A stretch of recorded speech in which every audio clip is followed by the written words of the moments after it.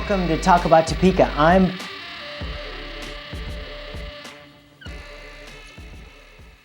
Chris Schultz. I'm 5 foot 9 inches tall. I enjoy romantic candlelight dinners on the beach. And most importantly, I'm the nerd that hosts this show. And believe it or not, I'm an organ donor. On tonight's episode, we'll talk with Deb Bisel, local historian, author, and president of the Shawnee County Historical Society. We'll also be joined by Greg Gathers, owner of Custom Tree Care. So stick around for a while and watch us attempt to come up with jokes that could make it to the Leno show, if I was the mayor. If you happen to be watching us in your underwear while sitting in a leather chair with no air conditioning, then you'll definitely stick around. We have nothing to worry about. Tonight's episode is brought to you by the WIBW channels and Field of Greens Garden Bistro in downtown. And it starts right now.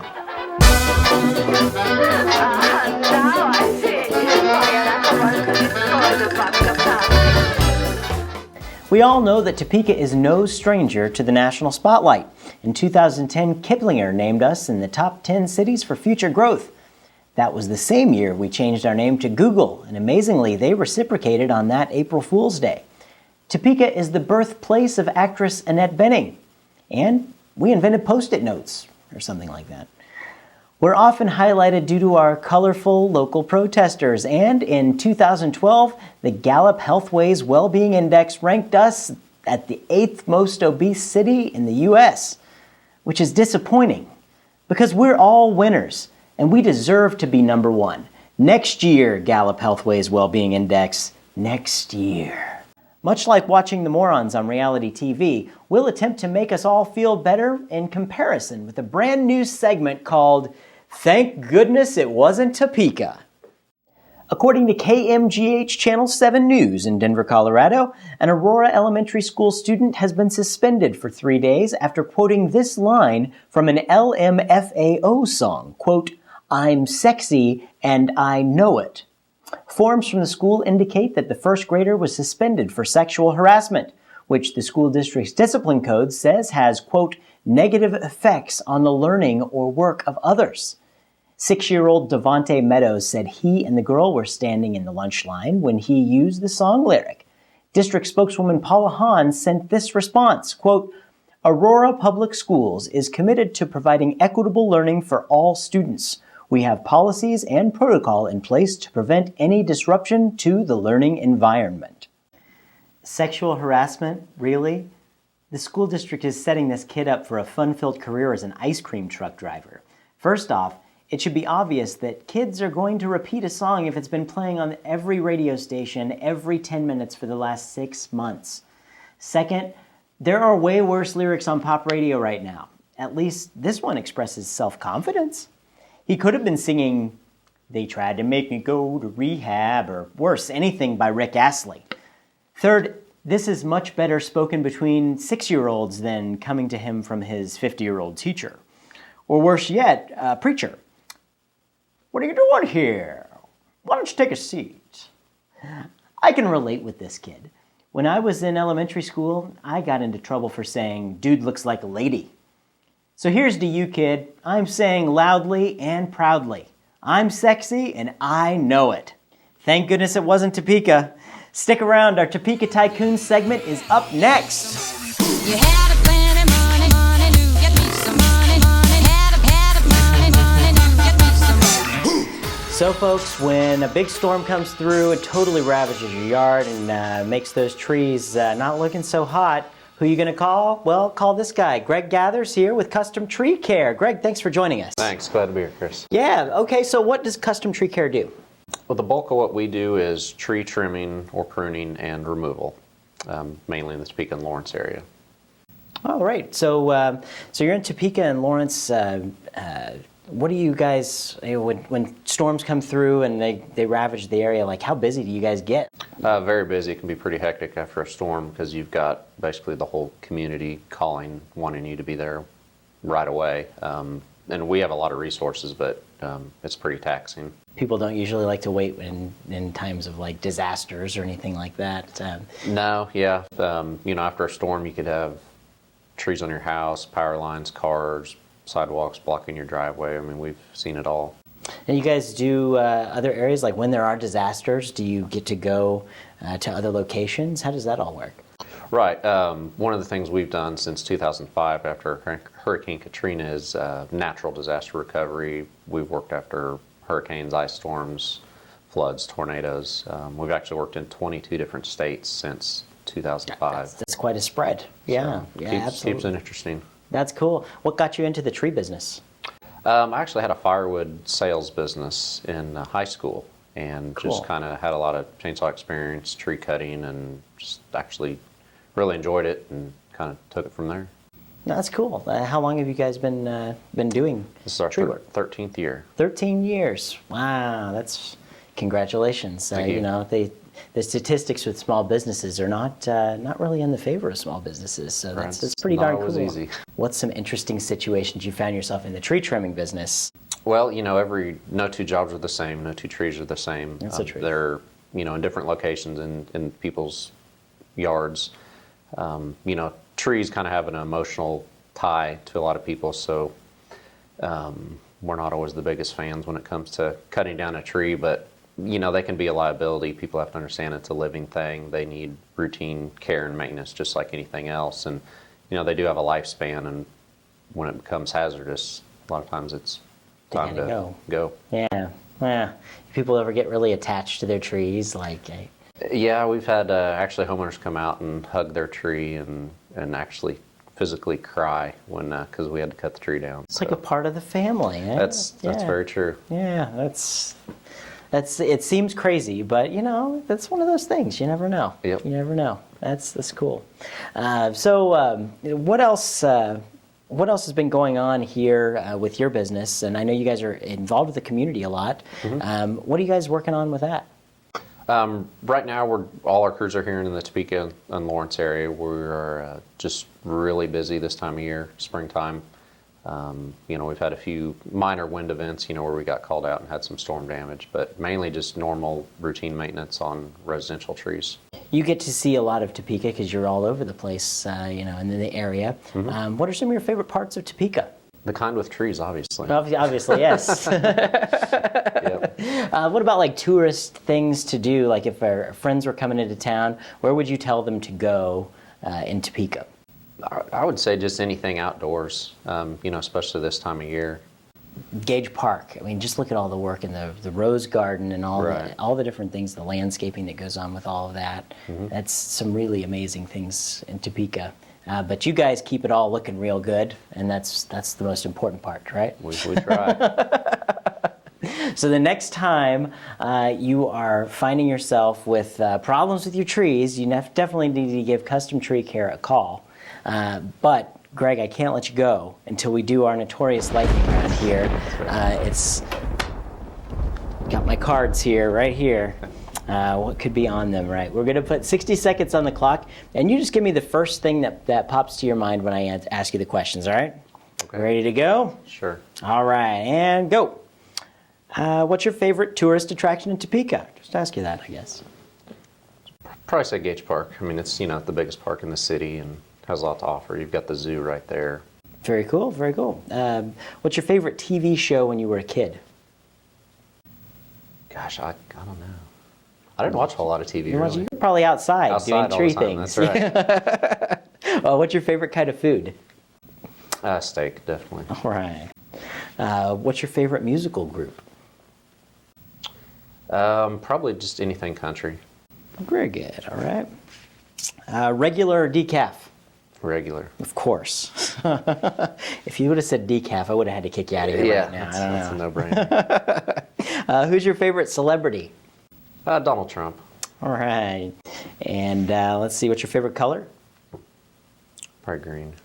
All right. And what's your favorite show to watch Tuesday nights at 9:30 on my TV? Talk about Topeka. Yeah, there we go. Hey, Greg, thank you so much for Appreciate coming it. by. I hope no one needs to use you with the storms, but if you do, call this guy up. Thank you very much. Thanks a lot. Busy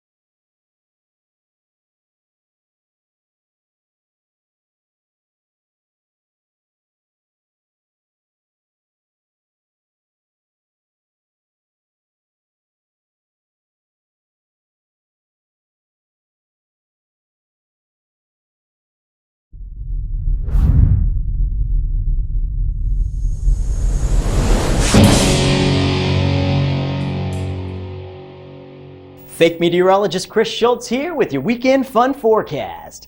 As you can see by our WIBW Topeka newsletter talkabouttopeka.com logo cam, there's a 100% chance of fun this weekend here in the capital city.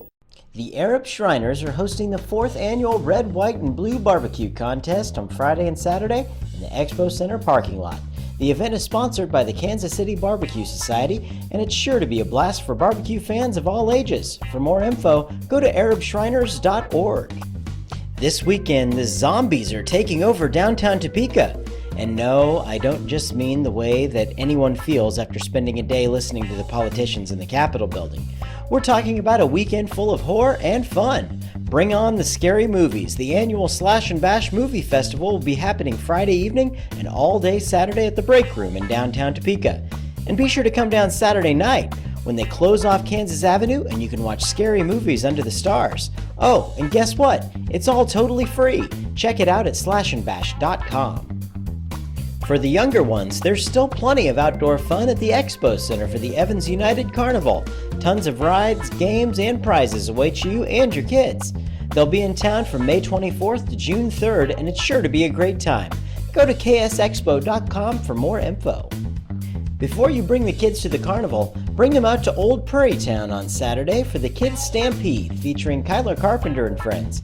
It's sure to be a fun-filled day at the park that includes entertainment on the main stage and other various activities that are geared toward children ages 10 and under. Finally, we're pleased to announce that Topeka365.com is now live and ready to keep you informed of things to do in Topeka. It's a great place to go to stay informed of local events. Enlighten yourself right now on Topeka365.com. And that's just the tip of the iceberg. Be sure to check out all the cool stuff happening this weekend in the capital city. I'm Chris Schultz, and remember, keep talking about Topeka.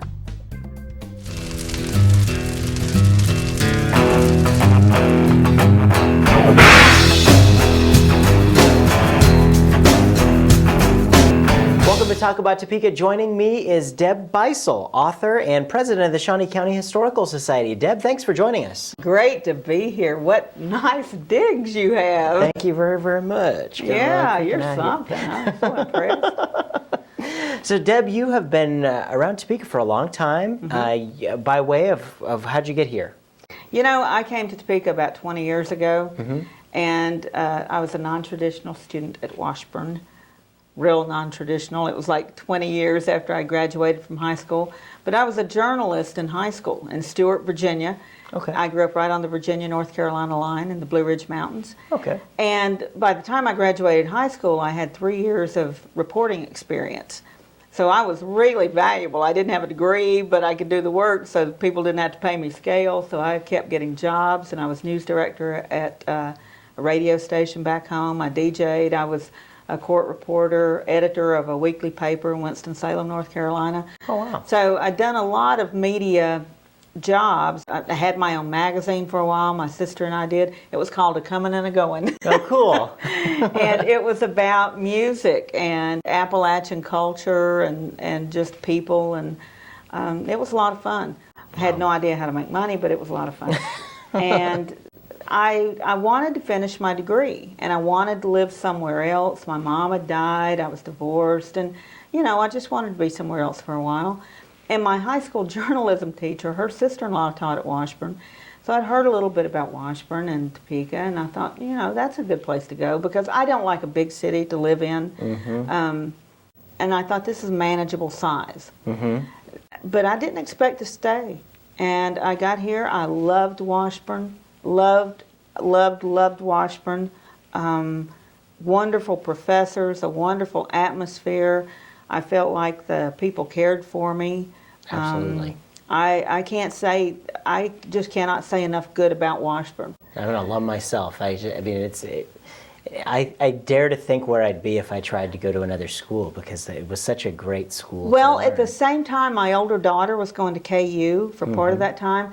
She would come and get help from my professors at Washburn, you know, because she had teaching assistants, which, you know, not to knock them, but we had access to, you know, these full professors, and they were just generous, you know, kind, very concerned about, you know, if you showed the least bit of effort, they were there to help you in any way they could. You were never number 250 Oh, in no, a class. absolutely Okay, not. There's Absolutely a not. lot to be said about learning experience for that. There is. I loved it. And I majored in history at Washburn. Don Danker was, in fact, we were just talking about him the other day. He was one of my history professors. I took the last class he taught at Washburn.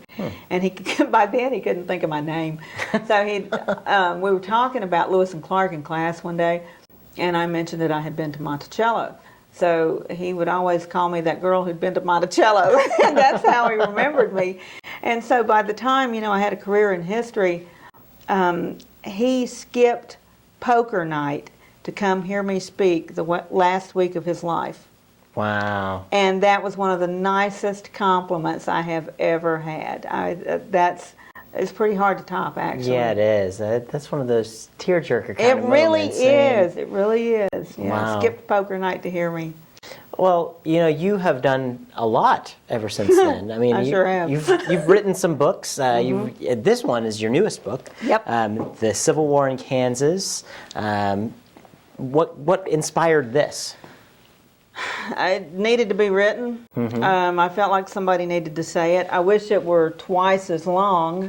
The publisher, the History Press, I think does an excellent job on giving people opportunity for new ideas. And I thought somebody just needs to do an overview of that entire 10 years of warfare. Because Kansas is at war for a long time, before it goes east. And there are good books on the Civil War, there are good books on Bleeding Kansas, but I ran into a lot of people that just didn't have the whole picture. And it's hard to do. This is only, 45,000 words. It's hard to summarize all that, so there's a lot that's not in there. Basically, it's my favorite stuff. It's my favorite people and some of my favorite stories. That's what it should be for an author. Yeah, You have to write about what you exactly. love. And General Richard Myers wrote the foreword to the book for me. I don't know why. I just asked him, and he said, Sure. yes. Why not? I Really? said, you don't actually have to read it. You can just write it forward, because he'd just done something for the Capitol Journal on the spirit of Kansas about its military heritage. And I said, that's perfect. Change a couple of words in that, and that's good. Sure. But no, he read it. He makes reference to it. And I said, and after you read it, if you don't like it, you're not committed. You won't hurt my feelings. He would have, but so. I just can't believe he did that. That's really cool. And this is just one of several books that you've put out. What are some of the other things? Yeah, when I first came to Topeka, I wrote a book on Topeka Cemetery. Because being from the South, we love dead people, and that's how I got to know the community. And this is, the honest truth. I would go walk around the cemetery. And one day, I just literally stumbled over Cyrus K. Holliday's grave. So I put together this book, real heavy on pictures. Brad Davenport did the photographs on Topeka Cemetery. And I didn't have any money. And so the Shawnee County Historical Society, Bill Wagner took me to lunch one day, and Sarah had called him and strong-armed him and said, Deborah really needs to publish this book. And he said, so do you need some money to publish your book? So they made it one of their publications. Excellent. Excellent. My presidentship now You're is... paying them back, absolutely. I'm doing penance. Yeah, Believe me, I'm doing penance. Because you are president of the Shawnee County Historical Society. Oh, I'm thrilled. I'm so honored. You took it over from me, actually. I used to be president of the Shawnee County Historical Society. The Ritchie House is open. Isn't that wonderful? Yeah, it's been a long time in the making. A long time in the making, and it's just wonderful that it's finally there and used. And we've had so many activities. We had the attic sale. We've had so many things going on. And to have the activity in those houses is really wonderful. The classes that are going on. Yeah. It's great. The education has become a big portion. I mean, the Historical Society has been about publishing bulletins. Right. It's the key thing, but a lot of things are changing with that. Well, it's a changing society, Yeah. So we've got to adapt to what society needs, and society needs some history education. Yeah. And so that's we're focusing a lot on that, and of course we just had the Preservation Awards, and that's a big deal. People in the community that are that just like you see potential in these buildings, and that puts our lives in context. Yeah, it you know, does. we weren't the first people to get here. We're not going to be the last. That's right. And it just puts your life and your actions into context. It sure does. So I think that's a valuable lesson to pass on. It makes you remind you where you're at and what home is. Yeah, it sure absolutely. does. Well, Deb, how do folks get your book? I've got I'm on Facebook. You can get it from me. I write a blog. I used to when I had time. It's called Mason Dixon Wild West, and there's actually a PayPal button on there that you can order get it through there? Okay. But it's in all the usual places. Amazon. It's on Kindle and it's on Nook. It's called The Civil War in Kansas. Lloyd Zimmer's Books and Maps. So you write downtown, you can go pick it up over there. Yeah, right downtown. Very good, very good. Well, Deb, thank you. I got a book signing at the National Archives. Oh, you do? Kansas City, is that cool or what? That's really, really I cool. know. You better get a copy of this book, and then I'm sure if you see Deb around town, she'd be happy to I'll sign have one it in my for you. purse. Yeah. Yeah. If you just run into me, I'll have one in my purse. Well, Deb, I thank you so much for coming by today, and of course I can't let you leave until we do our notorious lightning round, which means I ask you a whole bunch of questions that really aren't related to anything. You spout off the first thing that pops to your mind, and we have 60 seconds to answer these questions. Now, you can't edit this, right? Maybe, Okay. depends. All right. All right. All right, let's put 60 seconds on the clock and let's go. What's your favorite tourist attraction in Topeka? Ford Meade. Very good. What was your favorite TV show when you were a kid? Superman. Superman, all right. What's your favorite kind of food? Chocolate. Oh, yeah, I love that. And cornbread. Interesting combination. What's your favorite musical group? Oh, my husband's. He plays in the Borderline band, and so my husband is my favorite singer, my favorite musician, and Borderline is just awesome. So And go hear check him out sometime. Gary, yeah, absolutely. All right, regular or decaf? Oh, regular, a lot of it. Who's your favorite celebrity? My favorite celebrity. Besides me, of course. I mean, Yeah, other than the local folks. My favorite celebrity. That's hard. I've got so many. It would have been Fess Parker. He's died now. Dolly Parton. She's great. Yeah, absolutely. Dolly Parton. And Yeah. what's your favorite television show to watch Tuesday nights at 9:30 on My TV? Why, that would be Chris Schultz to talk about Topeka. Yeah, very good. Deb, thank you so much for joining honey, it was us. wonderful. Thank you really for having appreciate me. it. Yeah. Come back and talk about us. When you write another book, we need to have it on here. Oh, I'll do that. All right, great. Thanks, Thank Deb. you for all you do for Topeka, too. Yeah, you betcha. Thank you.